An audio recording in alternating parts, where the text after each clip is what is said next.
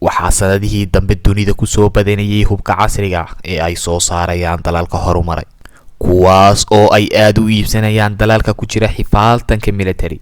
dalalka soo saara hubka casriga ah waxaa ka mid ah dalka Ruushka oo dhawaan casriyeeyay gantaalada difaaca cirka ee S-300, kuwaasoo hadda loo yaqaano S-400. hubkaasi oo ilaa iyo hadda ay iibsadeen ama dalbadeen dalal ay ka mid yihiin Turkiga, Shiinaha iyo Hindiya. hubka gantaalada difaaca cirka ee S-400 ayaa ah hanaan casri ah oo lagu difaaca hawada. hubkan oo nashqadayntiisu ay bilaabantay 90-meeyadii ayaa waxaa samaysay shirkadda Alma Central Design Bureau ee dalka Ruushka.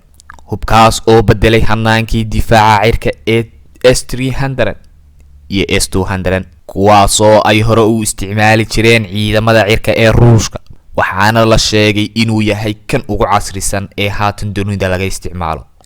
gantaalada difaaca cirka ayaa waxaa si rasmi ah loo sameeyay sanadkii 2007, waxaana noocii ugu horeeyay la rakibay isla sanadkaas 2007.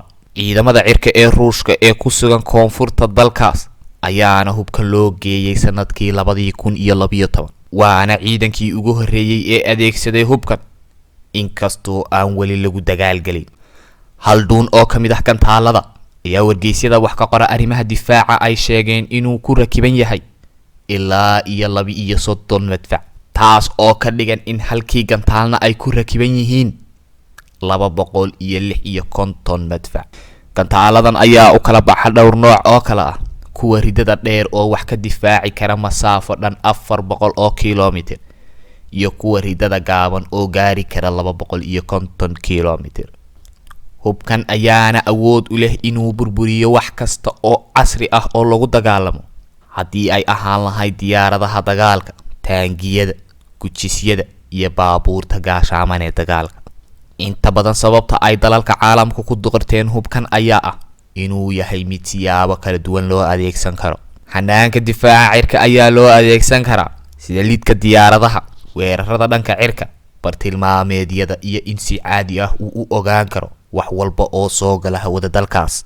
telefishanka RT ee xaruntiisu tahay dalka Ruushka ayaa sheegay in qalabka S-400 dalalku u doorbidayaan maadaama uu qiimo ahaan ka jaban yahay kuwa reer galbeed ku sameeyo. halkii xabo ee qalabka S-400 ah ayaa wuxuu ku kacayaa lacag gaaraysa $5 bilyan, halka qalabka u dhigma ee Maraykanku sameeyo ee THAAD uu yahay $1 bilyan.